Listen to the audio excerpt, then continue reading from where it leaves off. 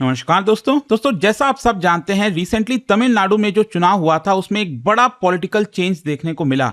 Normally जो दो political parties हमेशा से पावर में रहा करती थी, डीएमके और एआईडीएमके, वो अब ऑपोजिशन में आ गई और यहाँ पर जो एक्टर विजय की पार्टी है टीवीके, वो सत्ता में बन गई। थोड़ा सा और सीट चाहिए था, कांग्रेस के साथ सपोर्ट मिल गया और उन्होंने यहाँ पर सरकार बना ली। उसके बाद से आप देखोगे तो लगातार डीएमके और टीवीके के बीच में काफी ज्यादा घमासान मचा हुआ है किसी ना किसी मुद्दे को लेकर। रिसेंटली क्या हुआ होता है कि जो डीएमके के लीडर हैं उदयनिधि स्टालिन, उन्होंने एक्टर विजय की बहुत ही क्लोज जो फ्रेंड हैं त्रिशा, उनको लेकर कुछ रिमार्क्स पास कर दिया। मैं आपको बताऊंगा इस वीडियो में कि आखिरकार वो रिमार्क्स कहां पर दिया गया, क्यों दिया गया, कॉन्टेक्स्ट क्या था। और इसको देखते हुए यहाँ पर जो स्टालिन है उनके ऊपर 9 चार्जेस फाइल किए गए, उनको अरेस्ट कर लिया गया है, जिसकी वजह से पूरे तमिलनाडु में अगर आप देखोगे जो डीएमके के सपोर्टर्स हैं वो प्रोटेस्ट कर रहे हैं, डिमांड कर रहे हैं कि यहाँ पर ये चल क्या रहा है कि किसी रिमार्क्स की वजह से किस तरह से अरेस्ट कर लिया जाता है। वो सब कुछ मैं आपको बताऊंगा। चलिए आगे बढ़ते हैं, लेकिन उससे पहले आप सबको बता दूं, आप में से जो भी लोग यूपीएससी की तैयारी कर रहे हैं स्टडी आईक्यू के साथ जुड़ सकते हैं। यहाँ पर प्रीलिम से लेकर इंटरव्यू तक पूरी तैयारी हम कराते हैं, मेंटरशिप, टेस्ट सीरीज, रिवीजन, सब कुछ आपको इसके अंदर मिलेगा। आपको यूज करना है ये कोड अंकित लाइव, लिंक कमेंट सेक्शन में दिया हुआ है। एंड यहाँ पर कोई भी डाउट है, प्रॉब्लम है, तो ये फोन नंबर है, इस पे कॉल करिए, मेरी टीम आपको गाइड कर देगी। एंड रिमेंबर, कल 5 अगस्त लास्ट डेट है इसके अंदर एडमिशन लेने का। चलिए शुरुआत करते हैं। सबसे पहले यहाँ पर बैकग्राउंड देखते हैं। जैसा मैं आपको बता रहा था, 2026 में जो तमिलनाडु असेंबली इलेक्शन है उसमें एक बड़ा बदलाव देखने को मिला। एक्टर विजय वो बन गए चीफ मिनिस्टर। उनकी जो पार्टी है टीवीके, उनको थोड़ा बहुत और सीट चाहिए था, तो यहाँ पर जो कांग्रेस है वो डीएमके के साथ अपना अलायंस खत्म करके चली गई टीवीके के साथ, जिसको लेकर आपने देखा भी होगा डीएमके और कांग्रेस के बीच में काफी कुछ हो भी रहा था कि यहाँ पर कांग्रेस ने डिच कर दिया है एक प्रकार से डीएमके को और वो टीवीके के साथ चले गए। लेकिन यहाँ पर आप देखोगे ये पहला, मतलब तमिलनाडु के पॉलिटिक्स में इतने दशकों के बाद पहली बार ये बदलाव देखने को मिला है कि डीएमके और एआईडीएमके का कोई राइवलरी आ गया है और वो सत्ता में बैठ गया है। खैर, ये जो कंट्रोवर्सी है वो क्यों हुई है, इसके पीछे का बैकग्राउंड समझिए। अब इनफैक्ट मैंने इसको लेकर एक डिटेल वीडियो भी बनाया था। कावेरी वाटर का जो इशू चल रहा है तमिलनाडु और कर्नाटका के बीच में, क्या है कि इस बार थोड़ा सा बारिश वगैरह कम हुई है, जिसकी वजह से कावेरी नदी में पानी कम आया है, जिसको देखते हुए यहाँ पर कर्नाटका जो है वो तमिलनाडु को कावेरी नदी का पानी नहीं दे रहा था उतना। और इसी को देखते हुए यहाँ पर मामला सीडब्ल्यूआरसी की तरफ गया और यहाँ पर जो कावेरी वाटर मैनेजमेंट अथॉरिटी है उन्होंने ऑर्डर पास किया कि 3500 क्यूसेक पानी ये बेसिकली तमिलनाडु को मिलना चाहिए अगले 15 दिन तक। और जैसा मैंने बताया कि इसको लेकर एक डिटेल वीडियो ऑलरेडी मैंने बना रखा है, आप चाहो तो इसके बारे में जानना है तो ये देख सकते हैं। और इसमें एक और बड़ा मुद्दा था, वो था मेकदत्तू प्रोजेक्ट को लेकर, जो कर्नाटका बना रहा है ताकि उस वहां पर पानी रोककर बेंगलुरु जो शहर है उसको अच्छे से पानी सप्लाई किया जा सके।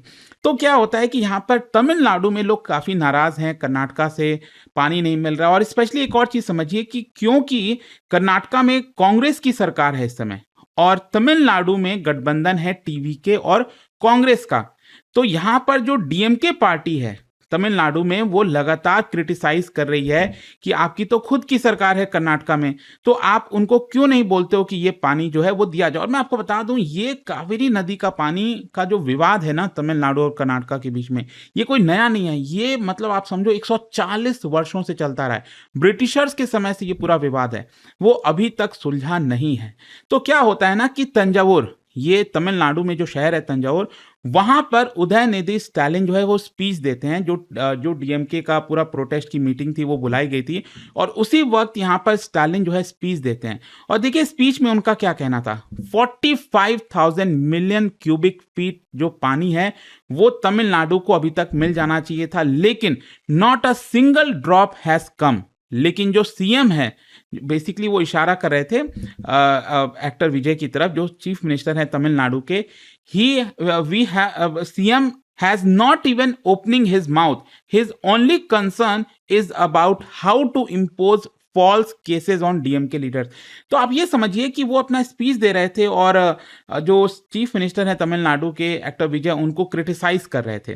तभी क्या होता है कि जो सपोर्टर्स हैं स्टालिन के, डीएमके पार्टी के, वो यहाँ पर चिल्लाने लगते हैं त्रिशा त्रिशा। ठीक है, अगर आप वो वीडियो देखोगे तो वहाँ पर त्रिशा त्रिशा जो है आवाज़ आता है। और त्रिशा बेसिकली आप ये समझिए कि तमिल एक्टर हैं और वो एक्टर विजय के काफ़ी क्लोज़ मानी जाती हैं। तो उसी वक़्त क्या होता है ना, जो उदयनिधि स्टालिन है वो थोड़ा-सा रुकते हैं, स्माइल करते हैं, वो कहते हैं ना वो थोड़ा-सा एक डबल मीनिंग कुछ बोलना। तो यहाँ पर एक्टर जो स्टालिन है उन्होंने कुछ ऐसा शब्द बोल दिया, अगेन मैं वो चीज़ बोल नहीं पाऊँगा यहाँ पर, तो वो एक डबल मीनिंग की तरह लिया गया कि वो इसका डबल मीनिंग था। ऑल्दो स्टालिन जो है वो उसको क्लैरिफाई भी करते हैं, I mean I was referring to Kaveri only. तो कुछ पानी वगैरह को लेकर था कि सारा पानी उधर ही चला जाता है। तो एक प्रकार से ये जो भी कुछ, इनफैक्ट अगर आप मेन स्ट्रीम मीडिया में भी देखोगे तो यहाँ पर उस चीज़ को दिखाया नहीं जा रहा है।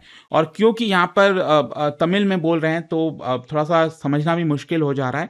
तो खैर जो भी है, कहने का बेसिक अर्थ ये है कि यहाँ पर जो स्टालिन है उन्होंने स्पीच में कुछ ऐसा बोला जो डबल मीनिंग था, जो महिला के प्रति डेरोगेटरी रिमार्क्स होता है वो कहीं न कहीं पास हुआ। तो इसीलिए मामला काफ़ी सीरियस बन गया, क्योंकि यहाँ पर जिस महिला के प्रति कुछ बोला गया, रिमार्क्स पास किया गया, वो पॉलिटिकल डिबेट का हिस्सा भी नहीं थी। नॉर्मली क्या होता है, जो पॉलिटिकल स्पीच आता है किसी का तो उसको क्रिटिसाइज़ किया जाता है, उसका क्रिटिसिज्म होता है ज़्यादा से ज़्यादा। लेकिन यहाँ पर क्योंकि जैसा मैंने बताया कि जो स्टेटमेंट था वो सेक्सुअल इन नेचर था एंड हज़ारों लोगों के सामने ये चीज़ बोला गया और जो क्लिप है वो एकदम वाइडली सर्कुलेट होने लग गई सोशल मीडिया में। तो गवर्नमेंट जो है वो इसको सिर्फ़ पॉलिटिकल क्रिटिसिज्म की तरह नहीं देख रही है, वो उसको काफ़ी सीरियस ले रही है और इसीलिए यहाँ पर एफआईआर फाइल किया गया है।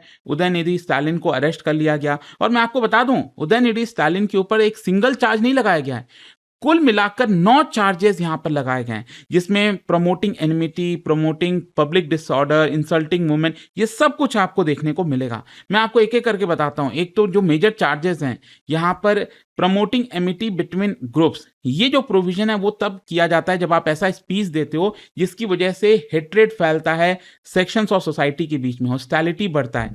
तो जब भी इस तरह की चीजें होती हैं तो यहाँ पर जो पुलिस है वो आपके ऊपर ये वाला चार्ज लगाती है। फिर इसके अलावा statements likely to provoke riots, मतलब जरूरी नहीं है कि कहीं पर दंगा हुआ है, लेकिन आपने जो बोला है उसकी वजह से अगर दंगा हो सकता है, पब्लिक डिसऑर्डर क्रिएट हो सकता है, तो ये चार्ज लगाया जाता है। फिर इसके अलावा intentional insult leading to breach of peace, मतलब यहाँ पर जो लॉ है वो क्रिमिनलाइज करता है कि अगर आप डेलिब्रेट तरीके से किसी को इंसल्ट करते हो जिसकी वजह से शांति भंग हो सकती है, तो भी यहाँ पर लगाया जाता है। एंड ये जो मार्क्स है, वो रिमार्क्स मैंने बताया वो वुमेन को ह्यूमिलिएट करने के लिए किया गया था।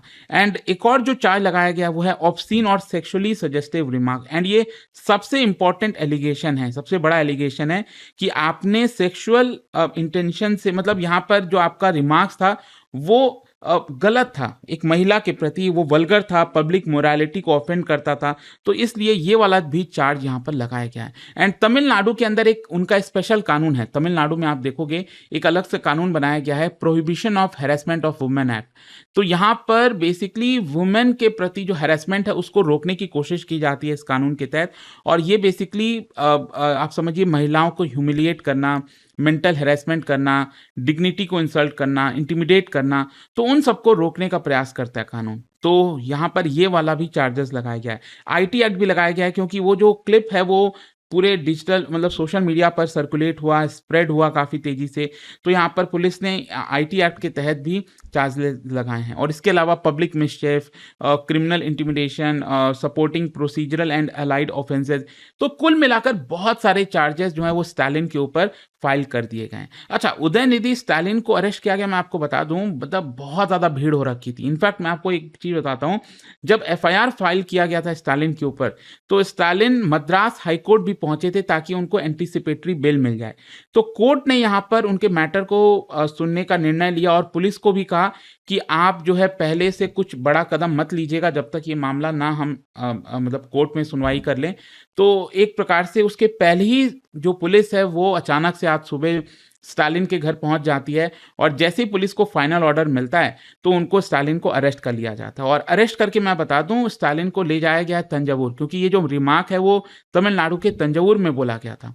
तो वहां पर जाकर जो है जो पूरा केस है वो एक प्रकार से सुलझाने की कोशिश की जाएगी। लेकिन जो भी कुछ ये हुआ है ना, इसको देखते हुए उदयनिधि स्टालिन का क्या कहना है? सबसे पहले तो उनका कहना था इट्स अ जोक, मतलब जिस तरह से अरेस्ट करना, एक रिमार्क को लेकर अरेस्ट करना, ये मजाक से कम नहीं है। और उनका कहना था कि जानबूझकर उसको डिस्टॉर्ट किया जा रहा है। मैंने तो त्रिशा, एक्टर जो त्रिशा है, उनका नाम भी नहीं लिया है, फिर भी मुझे अरेस्ट किया जा रहा है। मेरा वल्गर या फिर सेक्सिस्ट मीनिंग नहीं था मेरे रिमार्क्स का। और जो रूलिंग गवर्नमेंट है वो जानबूझकर ऑपोजिशन को इस तरह से टारगेट कर रही है। एफआईआर जिस तरह से लगाया गया है, इस एक प्रकार से पॉलिटिकल वेंडेटा है। और जो उनकी पार्टी है डीएमके स्टालिन की, वो भी स्ट्रांगली बैक कर रही है। बहुत सारे लोग सड़कों पर आ चुके हैं। एंड टीवीके, उनका कहना है कि जो टीवीके गवर्नमेंट है वो पुलिस पावर का गलत इस्तेमाल कर रही है, ऑपोजिशन लीडर को सिलेक्टिवली टारगेट कर रही है, पॉलिटिकली मोटिवेटेड तरीके से अरेस्ट किया जा रहा है। तो डीएमके के लीडर्स का तो साफ कहना है कि ये जानबूझकर चीजें हो रही हैं, इसका कोई मतलब नहीं है। लेकिन दूसरी तरफ जो टीवीके है, जो सरकार में है, उनका कहना है कि देखिए कोई भी पब्लिक रिप्रेजेंटेटिव कानून से बड़ा नहीं हो सकता। कंप्लेंट्स जो है वो पुलिस को मिला। और वैसे मैं आपको बता दूं, टीवीके की जो वुमेन्स विंग है, उन्होंने ये कंप्लेंट फाइल किया था, एफआईआर दर्ज कराया था। और पॉलिटिकल क्रिटिसिज्म एक्सेप्टेबल है, लेकिन जो वल्गैरिटी है, जो पर्सनल अटैक आप कर रहे हो, ये बिल्कुल भी एक्सेप्टेबल नहीं होगा। क्वेश्चन यही है कि यहां से क्या चीजें हो सकती हैं। देखो, पुलिस अब यहां से फर्दर इन्वेस्टिगेशन करेगी। जो वीडियो रिकॉर्डिंग्स वगैरह हैं, जो विटनेस के स्टेटमेंट्स हैं, डिजिटल एविडेंस है, उसको कलेक्ट करेगी और उसका एग्जामिनेशन करेगी। और यहाँ पर देखेगी कि क्या जो चार्जेस लगाए गए हैं, क्या वो चीज़ें सेटिस्फाइड होती हैं कि नहीं। फिर कोर्ट में मामला चलेगा और कोर्ट में इन चीज़ों को बताया जाएगा। और पुलिस को प्रूव करना होगा कि यहाँ पर विदाउट मतलब रीजनेबल डाउट ये जो चार्जेस लगाए गए हैं वो सही हैं। और अगर वो सिद्ध नहीं होता है तो यहाँ पर स्टालिन को छोड़ा जा सकता है। अब देखते हैं स्टालिन को यहाँ पर बेल मिलती है, नहीं मिलती है। लेकिन मैं आपको बता दूं, उदयनिधि जो स्टालिन है वो पहले भी कई सारे कंट्रोवर्सीज में फंसे। आपको याद होगा 2023 में सनातन धर्म को लेकर कुछ उन्होंने रिमार्क्स दिया था। यहाँ पर डिजीज है, हमें इरेडिकेट करना चाहिए। फिर उसके अलावा 2021 में जो लेट बीजेपी की लीडर्स हैं, सुषमा स्वराज, अरुण जेटली, उनके प्रति कुछ क्रिटिसाइज। तो इस तरह की कई बार चीजें आपको स्टालिन का देखने को मिलेगा। बट आई होप कि इस वीडियो के थ्रू जो भी ये मामला आया है सामने, वो आपको समझ में आया होगा। जाने से पहले एक इंटरेस्टिंग क्वेश्चन, क्या बता सकते हो with reference to fundamental right to freedom of speech and expression, हमारे संविधान में जो है उसी को लेकर 2 स्टेटमेंट दिया है, कौन सा करेक्ट है? और इसका राइट आंसर आप सब जानते हैं, मेरे इंस्टाग्राम पर तो मिलेगा ही, वहां पर अगर आप नहीं हो कोई बात नहीं, टेलीग्राम से ले सकते हैं इसका सही उत्तर। और दोस्तों, जैसा मैंने आपको बताया, अगर आप यूपीएससी की तैयारी कर रहे हैं, कोई भी बैच चाहते हैं, आपको बस यूज करना है ये कोड अंकित लाइव, लिंक कमेंट सेक्शन में दिया हुआ है। कल लास्ट डेट है एडमिशन लेने का। इसमें मेंटरशिप, टेस्ट सीरीज, रिवीजन सब कुछ मिलता है। 18 बुक्स का पूरा सेट आपके घर पर भेजा जाता है। प्रीलिम्स क्रैक करने पर पूरा फी रिफंड कर दिया जाता है। कोई भी और डाउट है, प्रॉब्लम है, ये फोन नंबर है, इस पर कॉल करिए, मेरी टीम आपको गाइड कर देगी। स्टडी IQ IAS, आपका सिलेक्शन हमारा मिशन।